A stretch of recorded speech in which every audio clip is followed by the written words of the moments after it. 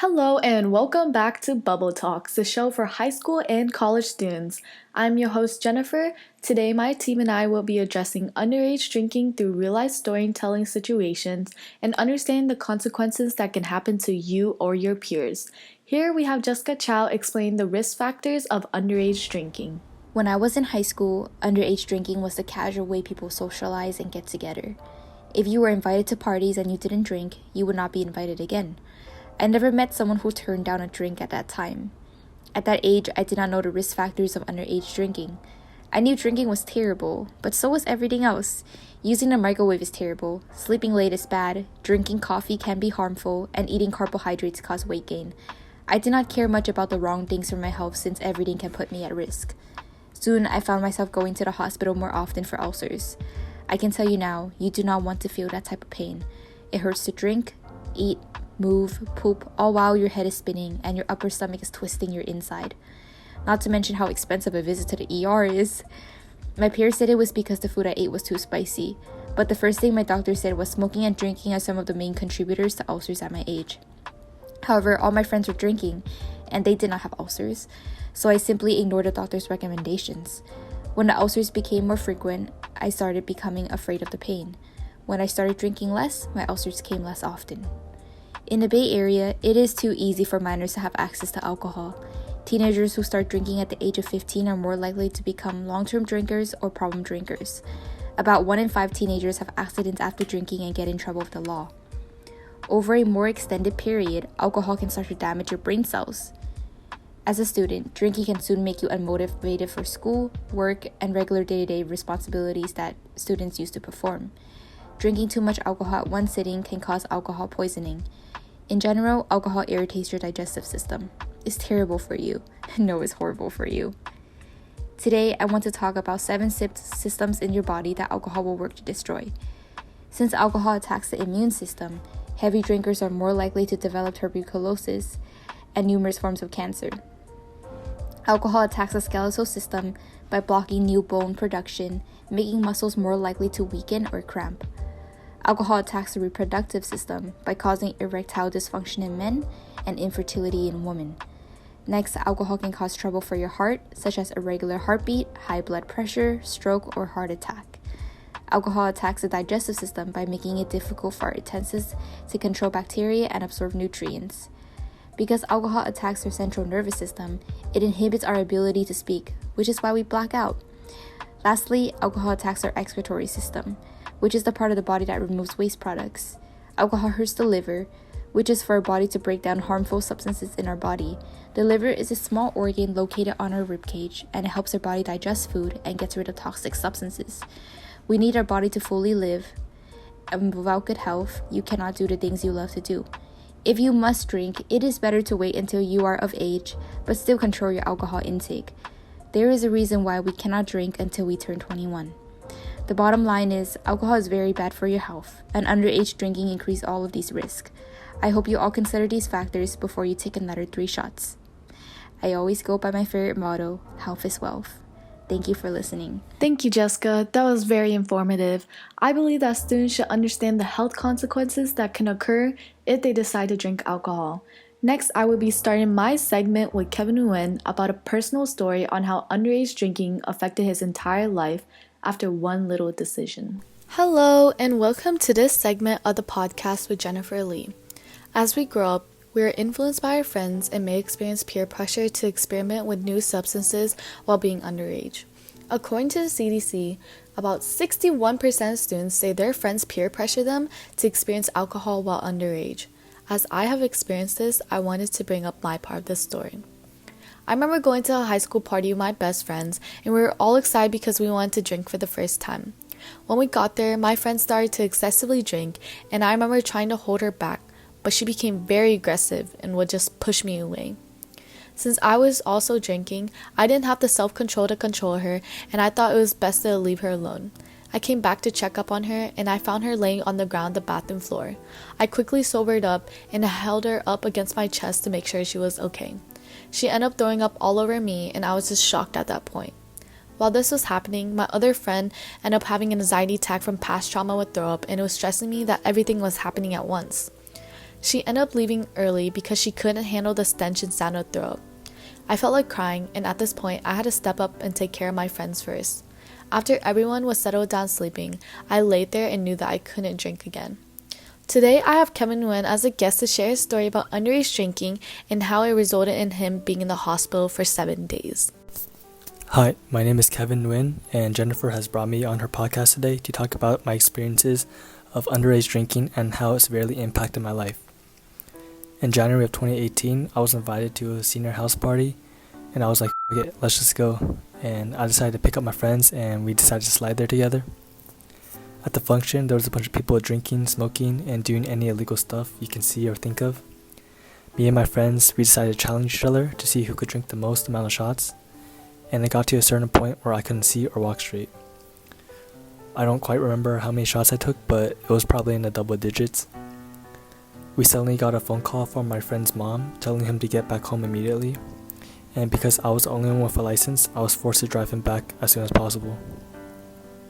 During this time, I thought I was sober enough to drive home, so I got in the car with my homies and we left the party. The last thing I remember was driving through an intersection and a bright white light flashed before my eyes. I laid there dizzily in the car and I turned back to see my friends bleeding from the head and all passed out. And I thought to myself, what the fuck is going on? Then I ended up blacking out and I woke up in the hospital. When I woke up, I was so confused and lost, but I came to the realization that we were in a car accident. I felt regret and remorse towards my friends because they ended up being injured, and I could never forgive myself after that. I wanted to tell my story to warn others my age about the potential dangers of alcohol consumption and to never drink and drive. I'm so sorry that happened to you, Kevin, and thank you for taking the time to share your story. I understand that you probably went through a rough time with that situation. Kevin's story should be a warning to others about the hazards of underage drinking and driving. Every day, about 28 people in the United States die in drunk driving crashes, which is one person every 52 minutes.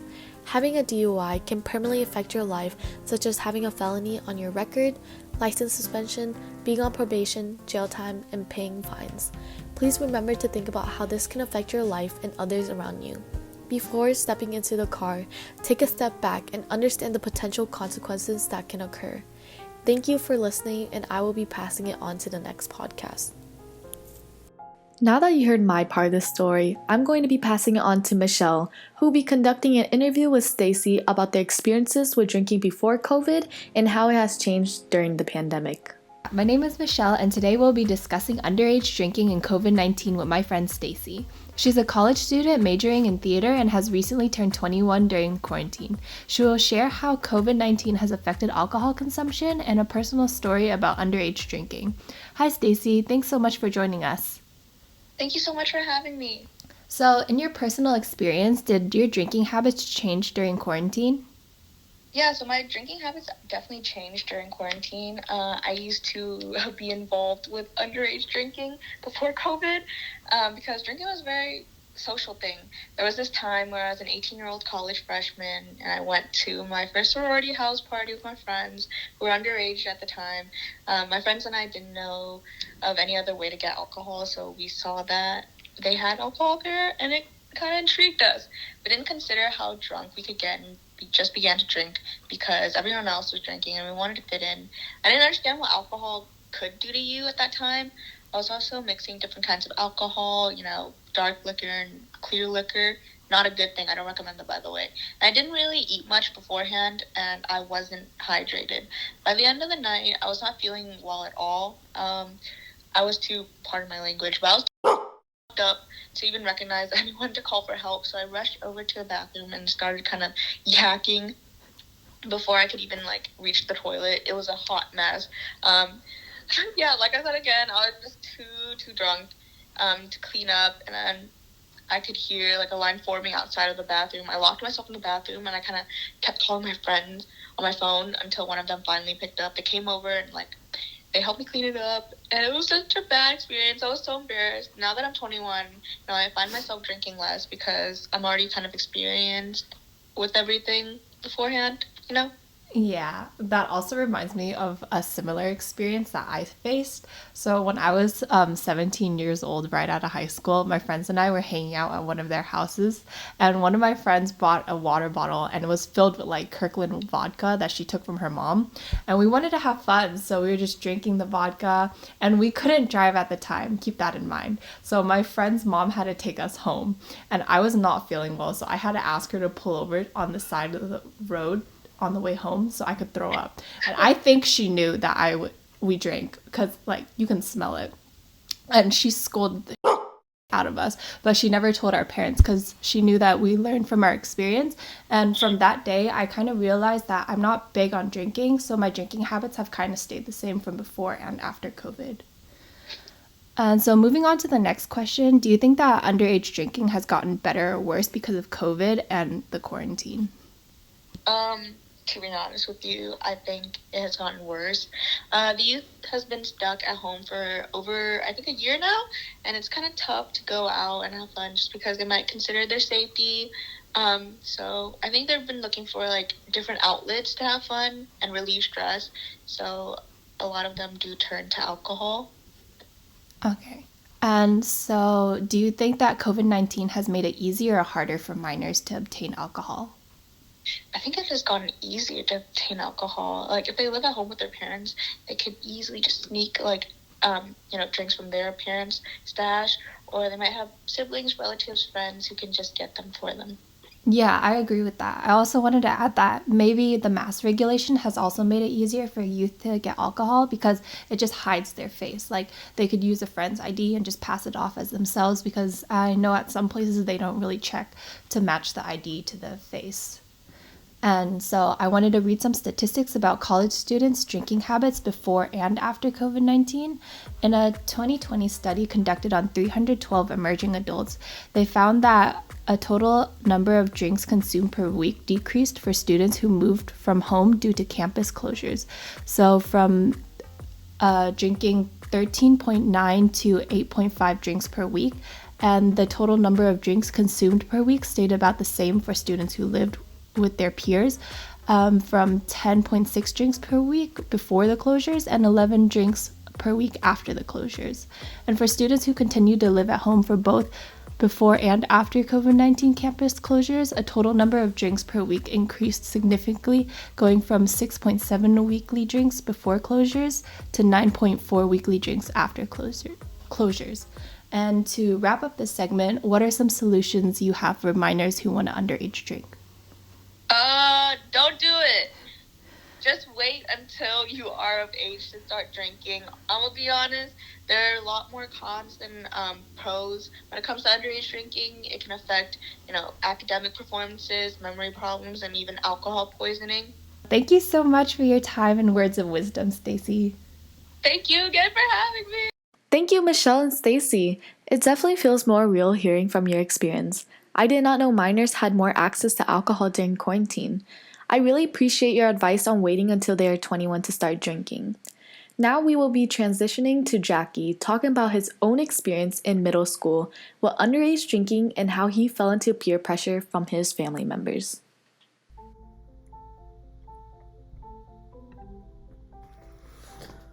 Alright, so let me take you back to when I was still in middle school and I was about probably 13 years old. It was the weekend and I was big chilling at home. I was wandering around the house when I stopped by my sister's room and I seen my cousin there also. I also saw that they had bottles of Heineken on the floor, so naturally I was curious and wanted to see what they were up to. My cousin asked me if I wanted to play Mario Kart with them, but the twist was that whoever loses has to take a sip of the beer. In my head, I was like, I bet I ain't losing, so I ain't gonna have to drink.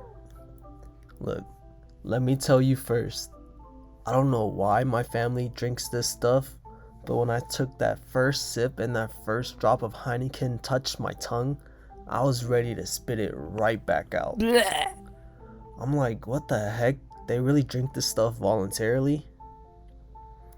So, after a couple of games passed, I only lost like maybe one or two, took a sip here or there, so I didn't really drink too much. But yeah, that's it. That's the end of my story. Nah, I'm just kidding. We stopped playing after a while, and I still had most of my bottle left. So my cousin pressured me to drink the rest, and that's what I ended up doing. Next thing you know, I'm drunk. I got the Asian glow. My face was red as the tomato. I couldn't walk properly. I almost fell down going down the stairs. I was so scared of getting in trouble, I was regretting my decision to drink in the first place. So I thought I would be slick and just go to sleep so my mom wouldn't find out. Stupid me. I don't know what I was thinking, but it was the middle of the day and I was going to sleep like I wouldn't be suspicious at all. She came into my room wondering what I was doing, and she could just see right away. My face was glowing red. My breath smelled like beer. She knew immediately I was drinking. But in my head, I was thinking, okay, I can pull this off. Just act and talk like I'm hecka tired and sleepy. Yeah, I didn't fool her at all. There goes no games anymore, having to do chores, and a beating coming up for me. Looking back now, I laugh at this story. And would I do it again? Probably not. That day it taught me that I really shouldn't be drinking, and I had to learn it the hard way. If you look at it from a risk versus reward standpoint, the risk heavily outweighs the rewards. Nothing good came out of me drinking. I had my privileges taken away from me. I couldn't even function or walk properly. And you can't forget about the hangover after you wake up. It was just a massive headache just beating on my head and feeling like crap afterwards. There are lots of negative effects that coincide with drinking while underage. People that drink that are underage are more susceptible to increased violence, suicide, homicide, memory loss, and disruption of normal growth. So, if you're someone that's underage and you see the opportunity to drink, I highly suggest yourself to take a step back and really think, is it worth it or not?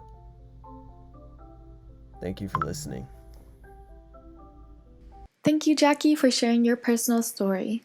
We understand how scared you felt from getting caught by your mother and how it's not easy to fool them at all. I swear, mothers have a quick instinct where they can just see right through you. And I'm so pleased to hear that you decide alcohol is not suitable for your health and that before drinking, everyone should take a step back and think before they sip. The taste of Heineken is really not that best. But now I'm going to be passing it on to Andrea, who will be discussing her personal experience with alcohol and how it affected her life. Hi everyone, my name is Andrea. Have you ever experienced a loss of a loved one?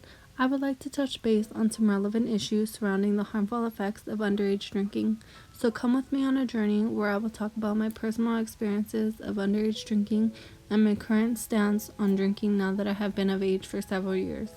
According to the National Institute on Alcohol Abuse and Alcoholism, almost 1,519 college students die from alcohol-related injuries. While growing up, my father never drank alcohol until one day him and my mom went out with their friends. I stood up all night waiting for them to get back.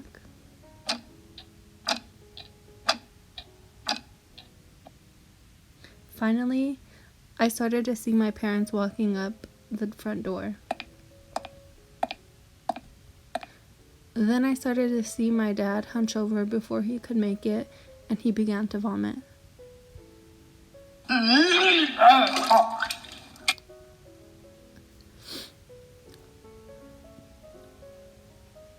Very few underage drinkers actually know that if one is drunk, vomiting, and attempting to lay down, the three hardly go together.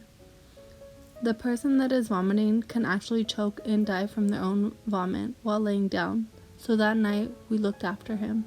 My father avoided drinking prior and after that incident due to losing my paternal grandmother after kidney and liver failure due to how much alcohol she consumed. I admired my father. Even though that is what he experienced growing up, he wanted better for himself and his kids, and he wanted us all to live long, healthy lives. Although my father did not drink, my mother did, so I was still around it regularly. My family and I ended up experiencing a traumatic and unexpected loss of my father. I had woken him up that day, so I had took the blame for a long time. Eventually, it began to consume me, and I started drinking at the age of 11. I felt I had lost myself, my purpose, and my backbone. I felt drinking numbed the pain and helped me forget about my anger and sadness. The alcohol began to consume my youth. Once Friday would come, I would end up drinking and partying with my friends until I started losing my friends. Some ended up being assaulted, murdered, and some got so intoxicated that they decided to make choices that resulted to them being behind bars for the rest of their lives. I started to reflect on where my life would be if I continued to drink as much as I was drinking. I decided I was going to stop drinking, get a job, and focus on finding a career for myself. My siblings, my mom, and I ended up going our separate ways 5 years after my dad passed away. I was underage, living alone in the Bay Area. I was getting good grades and working full-time, but I had no support system and started to feel lonely. I began to drink again, and I tried enrolling in community college after high school, but with 2 jobs and trying to live a party life with my friends, it was too much for me to handle all at once. I left college, decided to work full-time, and shortly decided that I was going to stop drinking so I could focus on gaining my memory. Back in 2013, the Alzheimer's Research and Institute found an estimation of 78% of those who binge drink, which is 4 to 5 drinks in a 2-hour span, tend to have an alcohol disorder or experience memory loss. A month after I dropped out of community college, I found out I was pregnant. I knew I had wanted to live a long, healthy life for my son, just like my dad wanted for my siblings and I. It was even more important since I was going to be a single mother. It took me having my son at the age of 20 to realize drinking was not for me. I had no interest for it. Once my son was born, life was hectic, stressful, and tough. He had multiple health issues, food allergies, and I was facing them alone with him. One day, I almost lost him to anaphylactic shock from a possible contaminated baby food packet. After that, I was going to do everything in my power to get my milk supply up so I can breastfeed him. That way I knew what was going in his body. Yes, at the stores they sell test strips where you can test your breast milk and people buy them.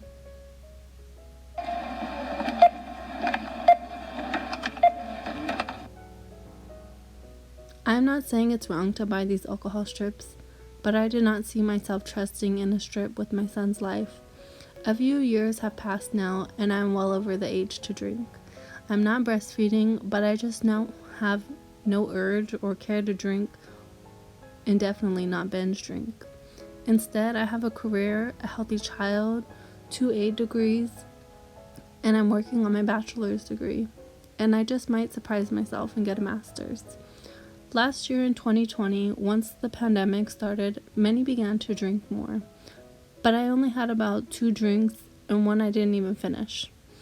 I would like to close out my story, and I hope it has or will help you and others realize that even though we might feel down and out, alcohol is not the answer or key solution to fix or cope with all our problems.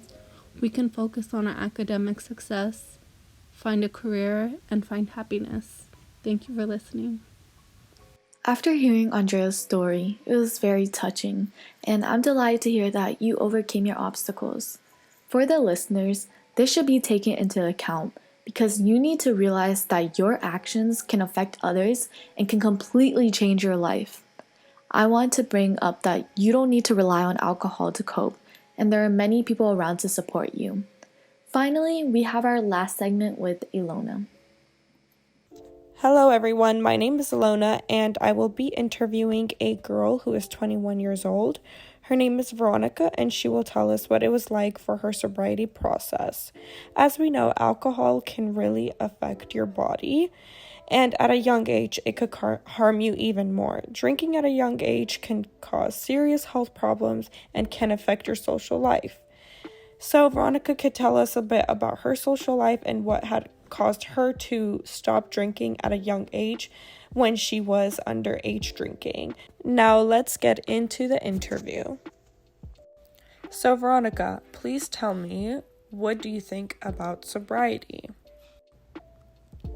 Being sober can be hard, but it's totally worth it. Me being sober today has changed my life for the better. I am more productive, feel healthy, reliable, and more energetic. One tip I have for people considering going sober is to believe in yourself and to make sure you don't give up. Yes, we definitely have to keep strong and believe in ourselves when we're trying to go sober. But Veronica, another question. Have you drank alcohol underage? If you did, what caused you to drink? I first started drinking alcohol when I was 18 in high school. I was hanging around with a group that constantly went partying and drinking. Not so long after it became my lifestyle as well. I found myself waiting till the moment to drink, and it led to me to become a binge drinker. Did you ever consider quitting alcohol? If you did, why and how did you do that? What was the reasoning? Yes, at one point I noticed that I have made drinking a priority. I was not focused on school, family, and work. My parents had a talk with me when I was 19, and that is when I had stopped drinking. This was a breaking point for me as my parents were getting really concerned with me. Lastly but not least, was stopping a hard process? Was going sober difficult, and how did you overcome it, if so? I will have to say that the process was definitely not easy, but definitely worth it. I started off by surrounding myself with people who did not drink. I started exercising every day, and I believe it helped my sobriety process. Settling daily goals was also one way I stayed on track. Not long after that, I was not eager to drink and found myself very happy with life and felt very healthy. Thank you, Veronica, for sharing your sobriety process. To conclude this podcast, I want to go ahead and say that drinking could definitely be harmful, and for those who are underage, it could catch them harder and be a little more harsh on the people. So I do want to say that we need to be really careful with this substance because it could definitely twist your life and lead it to the wrong direction. And it might be hard to move to being sober, but as we could see per Veronica's interview, there are turning points where some people will definitely go and stop and change their life. And I think that's really important to have that skill and never give up. So thank you again for tuning in. Thank you, Alona, and that wraps up our podcast. After listening to the real-life experiences from college students, we hope you consider the risks of underage drinking. We all experience pressure from our peers, but there are many other ways to have fun during parties other than taking a drink. For more tips and advice, please reach out to your counselor at school or message us at Bubble Talks. Thank you for listening.